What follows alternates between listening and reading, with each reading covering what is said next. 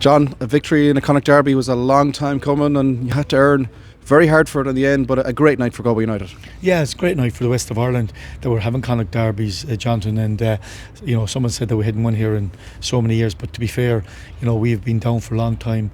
Last year out of 4 games, 3 draws, so we couldn't beat Sligo, but after last week's knock, talk that we might go on a bit of a downward trend, and the lads all week were buzzing to come here and show what they can do, and started, Sligo were very good in the first 15 minutes, and then the second part of the first half, Keane gets a great goal at the back post, and we were brilliant. Our one and two touch and switching our play, and we created 3-4 chances in the first half, and we just felt at half time we had the opportunity to get the second goal. We hadn't, but to be fair to the lads, they came out, and obviously young Elling missed a chance, and Keane gets a phenomenal free kick, and you think the game is more or less done, and I think young Elling hits the crossbar, but it was one of those games where we seem to be well in control, and we give away a soft penalty. We know Ronan very well, he can do that around the box, he can just take the touch, but we dived in, no need for it, and then it's the last 15 minutes, they're throwing everything at you, and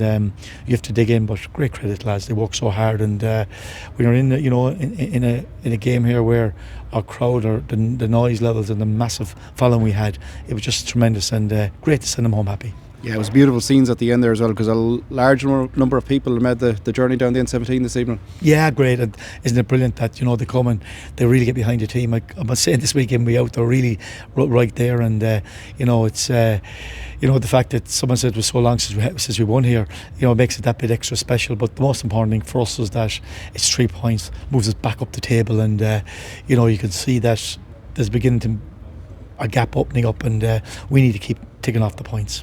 Good impact off the bench tonight as well also.